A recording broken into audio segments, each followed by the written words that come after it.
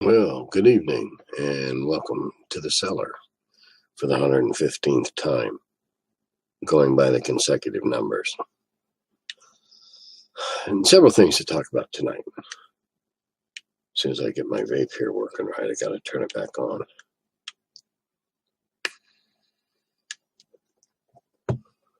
First off, my eyes. No, I don't have a particularly good bake on tonight. I'm afflicted by what is possibly one of the worst named physical afflictions that there is. It's called dry eyes. So they're either looking like this, or I have tears running down both sides of both eyes. One or the other doesn't seem to be any middle ground.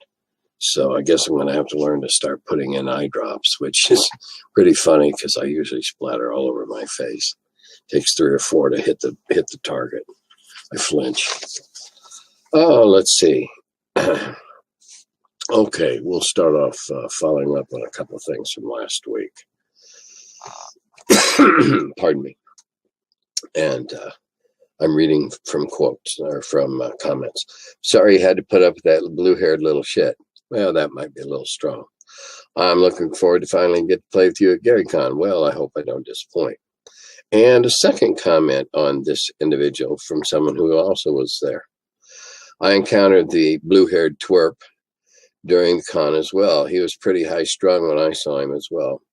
Might have just been over-caffeinated, too excited for his game or whatever. It was, indeed, very annoying, and thanks for approaching him. Sorry he didn't have any respect. Probably comes from a culture of entitlement completely unearned. We had some other trouble with noise levels in the other games as well, which is tough to deal with, but encouraging on some level. The games are as popular as they are. Yeah, that's always the problem, isn't it? You know, so many people crowd into the venues. The convention organizers try to accommodate as many people as they can, and you know, what I don't understand is why we as the DMs or the people running the games can't get this. Well, I've understood it for a long time. I don't understand why so many others don't get it through their head. Instead of subconsciously shouting louder and louder and louder and louder and louder and louder and louder around the room, why don't we all say, hey, let's chill, and speak in that tone that makes the players listen, lean in and listen. And now nobody has to shout. Nobody misses anything important. Can't we all play well together? Back to the little blue-haired twerp. I guess there's several lessons to be learned there. Number one, if you're going to be a jerk, don't be so easily identifiable. And number two, if I'm not the only one who thought you were being a jerk, then maybe you really were being a jerk. And you really ought to think about your behavior. Because whether you dye your hair or not next time, I'll know who you were and who you are. Okay. Do I have any advice on one-on-one combat? I find that just chipping away at hit points is a little stale and uninteresting. Love the videos. Keep up the great work. Yeah, you've hit on a problem here. It is. 3 surviving party members, all who have a fair number of hit points, up against the big bad guy who has enough almost, or as many as in aggregate the rest of them do. So it's chip, chip, chip, chip, chip, see who gets lucky. Yes, it can be tedious, but how do you accelerate this process? Well, you could triple up. Say that every roll counts for 3. So if you get a hit, it's 3 hits and 3 times the damage. If you miss, it's nothing at all. That makes some really lopsided things. Double the damage. Okay, for the remainder of this fight, the damage is going to be doubled. If you're rolling big numbers, that's a good deal. If the bad guy's rolling big numbers, that's not a good deal. I don't know that there really is a good way to shorten big guy combat. I really don't know. Hopefully, when you get down to a big bad guy versus a bunch of other, heroic adventurers, the heroic adventurers have some sort of really effective weapon, whether it's a spell or a flask of some kind of noxious, what we call a gas bomb. I don't really know, because if the numbers are going for you, yay! And when the numbers go against you, whereas if you have a lot of rolls, the numbers, the odds will level out. The more rolls, the more likely you are to get something approaching average. It'd be great if your first 5 rolls were all way above average. But if your first 5 rolls, and these are double or triple damage, whatever you've decided to deal with, it would suck big green ones if your first 4 or 5 rolls really sucked. One of my Wheel of Blame games back at TotalCon, for a while, this one whole side of the table, they couldn't make a roll no matter what it was. And then, of course, later on, they started making them, and then they had a streak, and it's probably pretty fair by the way it's over. But I really don't have look at it like siege warfare. You got a lot of cannons battering down the walls. Eventually, you'll batter the last wall down and win. As long as he doesn't have any cannon shooting back. Throw the idea out, throw the question out to the group and see what they think about it. That's one good way to find a solution, if everybody can agree to it. Okay, now this is an interesting comment. I love all the ideas you find and share with us. Without D&D, a lot of artists would be drawing old mythological monsters. Well, yeah, that's true. There's a great coffee table book, The Art of Dungeons and Dragons, and it traces the very beginnings, though they didn't pay enough attention to the people that I found in Dragon before they got hired by TSR, but that's not here nor there.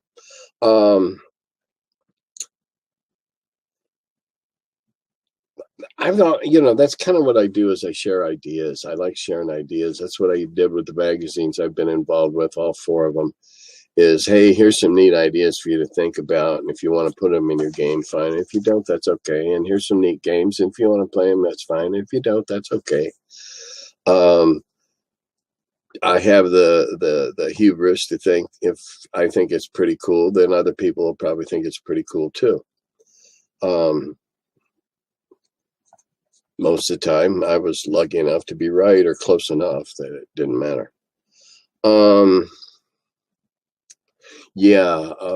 I've talked about it before, about how all of a sudden here was a market for fantasy drawing, and every would-be fantasy artist and would-be comic artist that heard about it was inundating us, and it was a great old time, and we found a lot of really good talent that got even better after we hired them, and they got some art direction and found their footing, so to speak. Here's the next question. When drawing dungeons on graph paper, how important is it not to have oversized dungeons for low-level characters? Well, that depends on what you mean by oversized. If you mean like really, really long, lots of really, really long halls and enormous rooms and stuff, well, then it becomes a boredom factor. If you've got 900-foot long corridors and you're describing it 60 feet at a time, as it was standard, well, yeah, they're likely to get bored and just you lose interest. As far as finding something that's too big, I don't know that that's possible. unless you're talking about finding a lost city buried in the sands, or a lost city, buried under a mudslide, or something like that. And then it's a matter of game balance and boredom again. Wandering around the ruins of St. Peter's for a group of low-level people would be pretty daunting, as they'd have to explore all the walls and the outlines and the diameter and the parameters of the room and everything in between. And if they're very thorough old school people, they're checking the floors and they're checking the walls and doing all that. It would get pretty boring. It's a matter of when the game begins to lag, and your players will let you know when they're getting bored. And then it's up to you to drop a wandering monster on them and get their attention back. Maybe I'm kidding. Let's see. Okay, this was an interesting comment. Isolated western town with few cowboy gunslingers versus alien cactus people. This is a game idea. In a sense, like zombie apocalypse survival game, zombies replaced by cactus people. Has this been done before? I'm pretty sure that's never been done before. I'm pretty sure not too many people have ever thought about doing something like this before. Cactus people and gunslingers. You must be looking at something like some post-apocalyptic, or some, Mondo Bizarro Aces and Eights in Bag World, or something of that nature. But I'm pretty confident in saying that I don't think that's ever been done before. I think you've got an original idea there. Cactus people versus the zombie gunslingers. My question is this: if they're really zombies, every time they went to do a quick draw, their hand would fall off, because obviously it'd pull apart at the wrist. Wouldn't that be a problem? Okay. Excuse my ignorance. You never have to ask for excuse for ignorance. Ignorance means you've never been told, or you're not sure.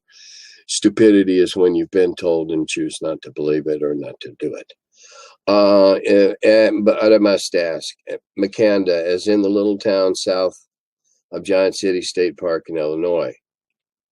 Well, I thought I lived between Carbondale and Giant City. The address was Makanda. Yeah, I lived there for about 15 months. It would have been 3 or 4 quarters, because we were on quarters back then. And yes, I also used the town of Boscadell. I wrote an adventure called All Is Not Well in the Boscadell, which is what the word Boscadell means, a pleasant, sunshine, dappled place, clearing in the forest. So let's see, but I know okay, I don't know your exact age. Well, I'm 71, but I know you're a Saluki alum. Yep, I graduated August 1975. I drove all over those back roads growing up in the early 80s before going into the military. Well, so did I and my wife. That was a cheap form of entertainment when we were first moved down there.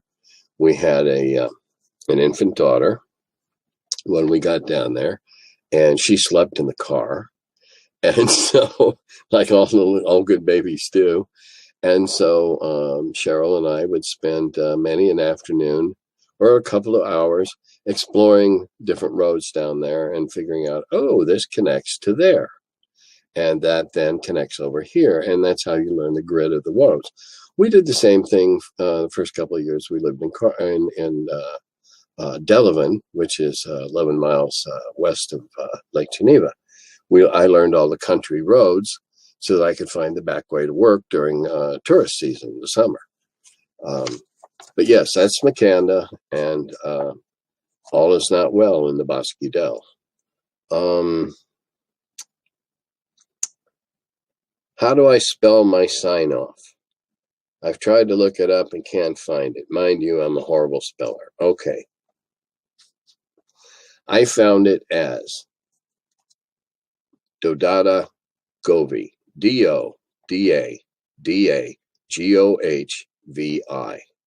Dodadagohvi. It's Cherokee, and it's a farewell or a goodbye to more than one person. That's the way I found it defined. And it sounded interesting, and I started using it on on dragonsfoot.org, using it over there in the chat rooms, just for something that nobody could figure out what the hell I was saying. It was just fun. Okay, next. I've been asked recently, both in emails and at some of the games, the Wheel of Blame games that I run, how we used to use the saving throws and how we applied them. And I've told people when they sit down at my blame games that you're going to need a 20, because I'm going to be asking you to roll it a whole lot of times during the course of the game, and sometimes you're going to need to roll low, and sometimes you're going to need to roll high, so get an honest one. And here's some of the things that I have, and I don't recall who pronounced this or who prepared this list, compiled it, and I came out pronounced. Anyway, these are some of the things that we used to use saving throws to determine stuff before skills and categories. And I used some of these, and some of them I kind of blinked my eyes at, so I'm pretty sure I didn't put this together. Anyway, for the paralyze, poison, or death ray, it could be used for avoiding being knocked down, unhorsed, tripped, or basically anything involving one's legs and keeping balance. Why not? Being knocked down, unhorsed, tripped, or basically anything involving one's legs and keeping balance. Why not? Duck or turn, getting out of the way of smaller objects without changing position, ducking, dodging, but still keeping your footing. The petrified polymorph is kind of a catch-all for resisting physical effects, keeping one's concentration, and anything involving one's hands, avoiding disarms, knocking arrows away, avoiding having an object grabbed. Okay. Has to do with motion and movement. That's as good a one as any. For the breath weapons, that's dodging or getting out of the way of a larger object. Character has to jump or roll out of the way. Why not? All right. These numbers, and if you want to play old school without skills and abilities, this is a great thing to use. I see no reason, not to use any of these, unless you have a better idea. It's great for your seat of the pants, winging it. All right. Now, as I've said many, many times in the past, I like to play a lot of different games. I'm just wondering, anybody else out there play Train Station online? I got hooked on it when I was doing chemotherapy, because it required me to get up every 20 or 45 minutes or whatever to go cycle my trains, made me get up and made me walk, whatever. Now I'm at level 770 something. I have 2 trillion coins, dollars, whatever, and a massive rail empire. Okay, next question. I have a couple of questions. Okay. First, how do you go about describing room shapes to players when they are irregularly shaped like caves and things? I've seen players get easily frustrated if your descriptions are not on point. Okay, good point. And that is one of the few times back in the day when I would grab a sheet of paper and a pencil and give them a rough outline if it was something that was tough to describe. If the exact angle of the offshoot walls and whatever wasn't crucial to figuring out some mathematical formula or something, which, believe me, it never was in my games because I suck at math. You only need to approximate it. You can describe in broad terms. Here's where you can use theater of the imagination. You can describe a room as you enter a cavern with soaring ceilings, and the walls and the ceiling, everything is covered with a reflective material. The whole place just glitters. Imagine, if you will, the sparkliest cave you ever saw and multiply by 10, etc. And now without going into nauseating detail, you've got whatever they see is really sparkly and, real awe-inspiring. If it's irregularly shaped, then you can, about a quarter of the way around on your right, there's a passageway or an opening that seems to lead off away from the area. If you're giving them a giant room, like we'll say a 9-pointed star construction of some sort that sits in the center of a master temple, well, then you can go about it a couple different ways. If the room's unoccupied and they're not in there fighting for their lives, you can tell them that after close figuring out and doing some pacing and that, you get the idea that this greatly resembles some sort of 9-pointed star. Easy peasy. Yeah, trying to get them to walk up and then go at a 14-degree angle back and all that. Yeah, that would drive them crazy, and you'd quickly lose the interest and the support of your players. Big areas aren't easy. Try to use metaphors and similes that they can. You try to give them stuff without metagaming. Suggest that it might resemble something that they probably had seen but hadn't thought of yet as far as their character backstory. So you can feed them a little backstory if you like.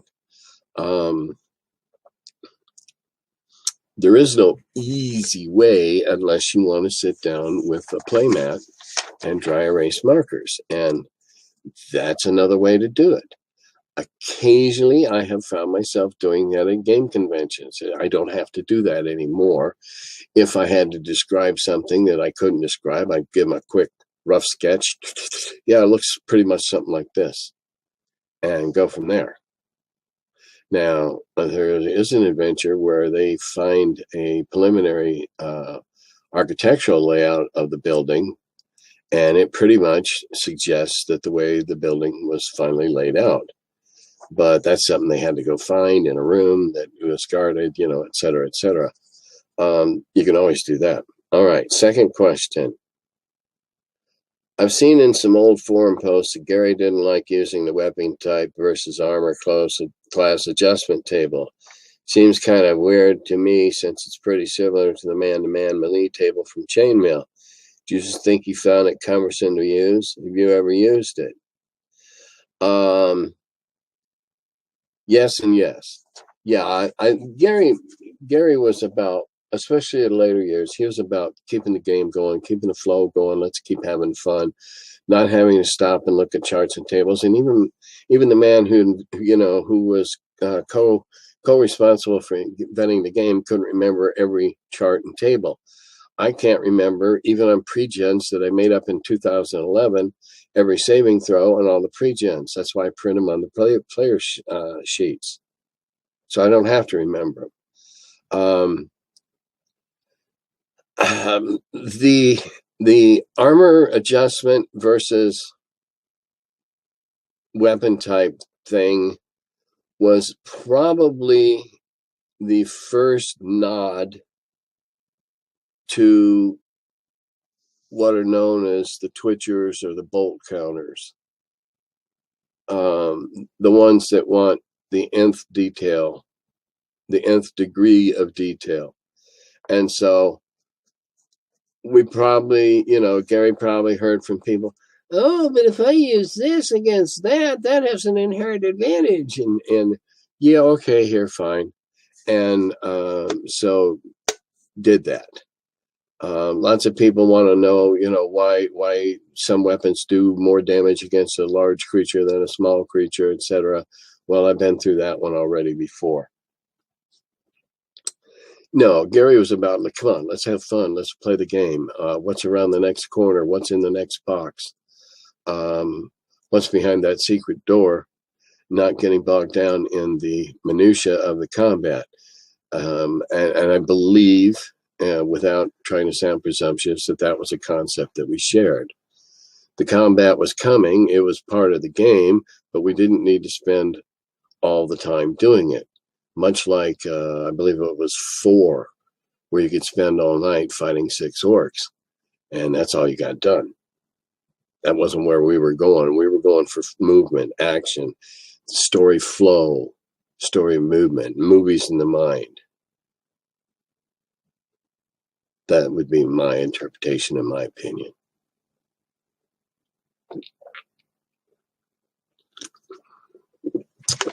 Let's see what else we have. Not a lot.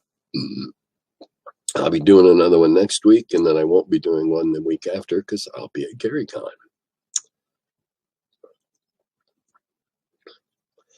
Okay. Here's a discussion. I have a discussion at okay. All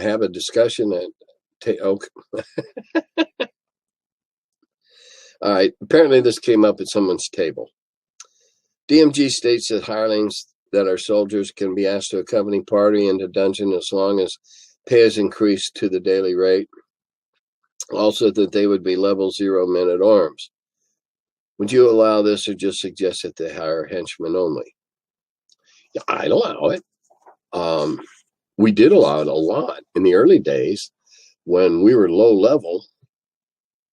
If we were all seconds and thirds and we could find a 4th that we could hire, might have been a significant portion of the loot that we expected to win. But if we could hire them, especially if they had a weapon that we, were good with a weapon we didn't have, they were a good archer, or, usually we were looking for archers and spell lobbers.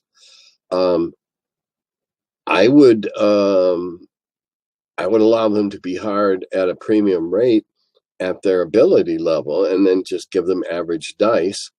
If they have whatever hit dice you want to use for them, 6, 8s, 10s, give them average numbers. So if they're 3 10s, they'd be 16 and a half. They'd be 16 hit points, and or 17 if you want to be generous. And that's it, just average, standard, and they would fight accordingly.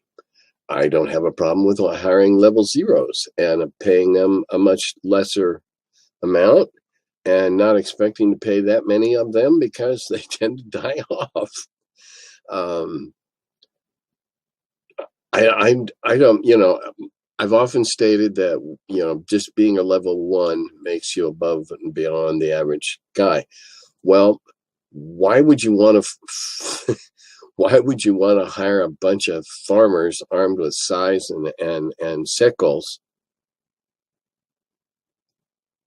That doesn't make sense. I'd make unemployed, they might be scurvy soldiers, not very good soldiers, but they'd still be ex-soldiers, and they certainly wouldn't, I wouldn't think anything more than about a 3rd or 4th level would be wandering around, and then the higher the level, the more rare the occasion available for hire. But also, on the other hand, as a GM, if you're encouraging your 3rd and 4th level players to go after something bigger and better, then have a couple mercenaries available for hire. Let them command a hefty premium, because after all, they're there to be the meat sacks. And I would let it happen. I wouldn't have. wouldn't have, it's all based on the circumstances, each individual case. But as a whole, as a rule, I'd rather have them hiring ex-soldiers at up to third or possibly fourth level. Fourth level, grizzled old ex-sergeant who's got a gimpy knee or something like that. But I'm all for verisimilitude and the appearance of reality. And of course, you're always going to find, the bigger the city, the more likely you're going to find something like that. Little two-horse ville out in the middle of nowhere with a blacksmith and a church and, 6 farmhouses, not likely to find that. All depends, Okay. The other night, I recently floated some thoughts I've been having about, well, it all started with a conversation that my lovely wife Cheryl and I had.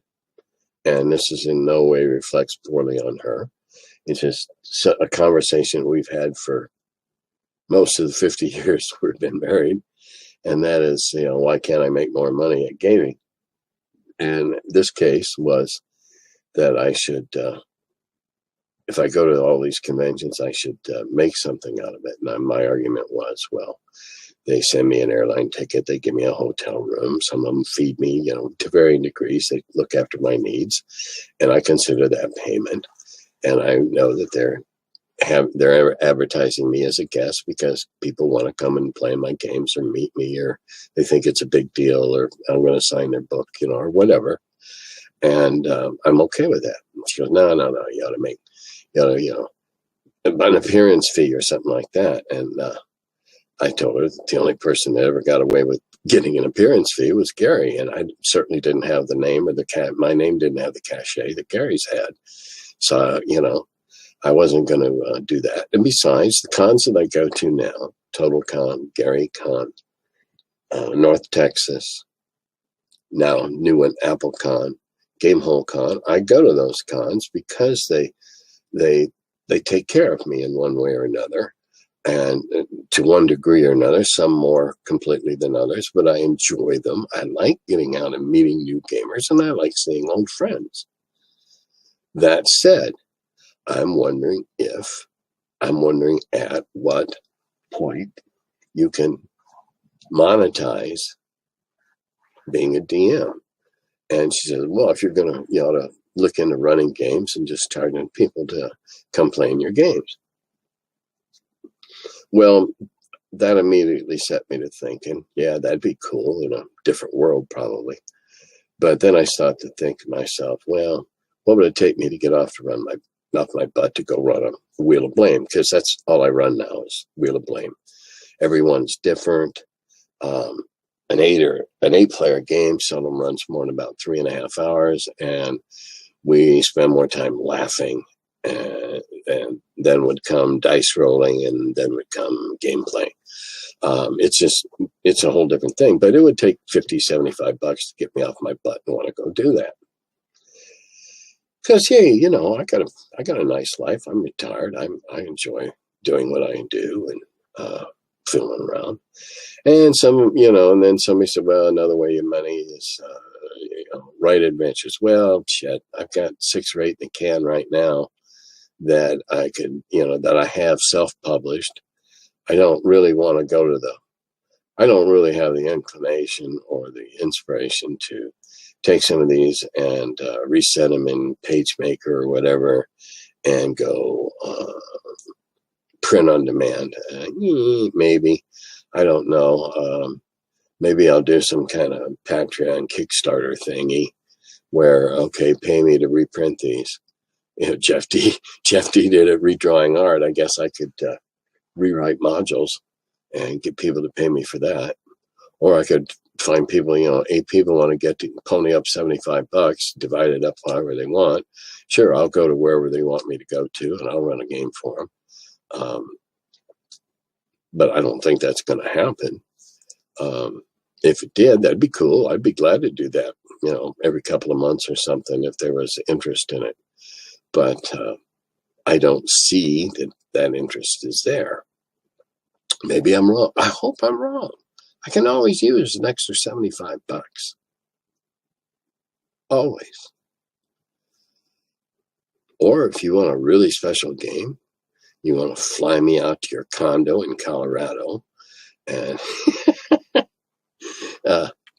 get a hold of me and we'll talk. And that leads into another way of making money that seems to have been closed off. And that is that I was suggested, I believe tongue-in-cheek, why didn't I try starting a magazine? Well, been there, done that 4 times. The Dragon, Little Wars, Adventure Gaming, Gygax Magazine. Gygax Magazine was forced out of business by the avaricious, greedy, blood-sucking, money-grubbing tactics of the widow, who seemed to think that she was going to get rich on trademarking everything possibly connected to gaming that had the word Gygax in it. Well, in the spirit of the Buddhist, the great karmic wheel seems to have come around, and now she's getting her ass sued off by Rob Kuntz. In this case, I hope Rob wins. All right, that said, game magazines as we know them are a thing of the past. Yes, I said that. I who have been involved in 4. Magazines themselves as a class of publication are struggling. Case in point, Military Heritage Magazine, a military history magazine I've enjoyed for several years. Got one a few weeks ago, different format. Yay! More pages. Yay! I'm reading all about this. Second or third line from the end. Well, to accommodate all this, instead of 6 times a year, we're going to be 4 times a year. So while they're running more articles or bigger pages, they're running fewer. And the main reason that I see in terms of a gaming magazine, history magazines are holding on because they still have businesses that sell to people that are interested in history. Lots of them. Game magazines are doomed because there are not enough advertisers. Many of the good smaller games are made by Kickstarters. Kickstarter doesn't put aside advertising money because that's not the way Kickstarter works. Kickstarter works to make X number of games. Hopefully we have everyone sold, but if not, we'll have some to sell over the next several months or a year or whatever. There are no advertisers. The hobby is extremely fractured. How would you possibly put out a magazine if you only concentrated on boards? You could probably do it, but it wouldn't be anything that you would recognize as a wargaming or our hobby magazine, because it would have to have Euro games and kids games and other things to get the advertising. Magazines require advertising to pay the printer, to pay the writers, and to pay the staff. Newsstand sales don't make it. If it says $9.95 on the newsstand, the guy that put it there probably, the guy that got it from me, the publisher, probably got it for $4.40 a piece. All right, because you got to have the markup, depending upon how many tiers it goes and how many hands it passes through before it reaches the newsstand or the counter. There's not enough advertisers for it. There's not enough stores for it. Look at how much is online. It's not going to sell online as a hard product, a tangible product. And I have no interest whatsoever in producing a PDF. One of the comments lamented, there's something satisfying about opening up a new magazine and smelling the paper and the ink. And yes, there is. And maybe you can get that on print on demand. I don't know.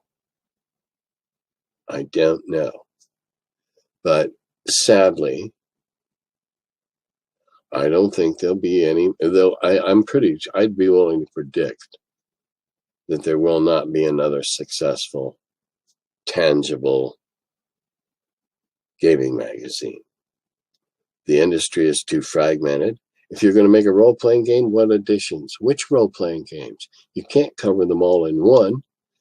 If you just try to cover the 5 groups of D&D games, that would be half of an 80-page magazine with just small ads, small articles. And then you got all the other role-playing games. You can't cover everything every month, but if you don't cover everything often enough, you lose the people that are there for that thing. It's an impossible situation. Dragon Magazine, Little Wars Magazine, to a lesser extent, Adventure Gaming was successful because we had newsstands, we had countertops, we had bookshelves, places where they were physically sold in gaming stores. So if they weren't a subscriber, and I never had subscribership anywhere near approaching the counter sales, if they weren't a subscriber, then that's where they picked them up on the counter month after month. You hoped.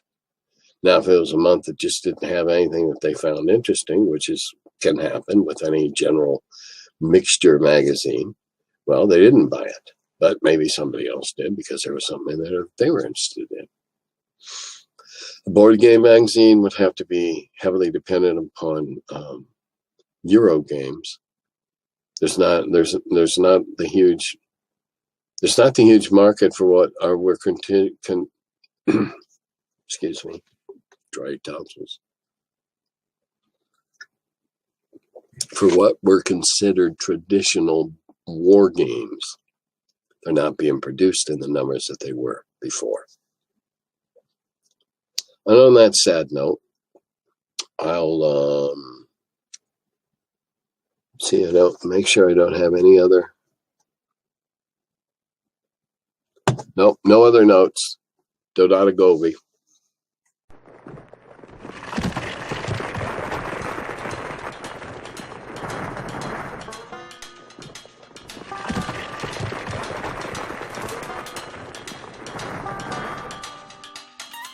Oh, hello. I'm still figuring out when this thing starts. Welcome to my cellar. He's the curmudgeon who wrote about the dungeons. Now he's the feller, live from the cellar. Talks about D&D and old school RPGs. Still quite a feller, the curmudgeon in the cellar. Last man around when them rates went down. Called in Gary in that Lake Geneva town. Hey Gary, it's an awful mess. Let me edit, we'll have success. D&D and Dragon Magazine.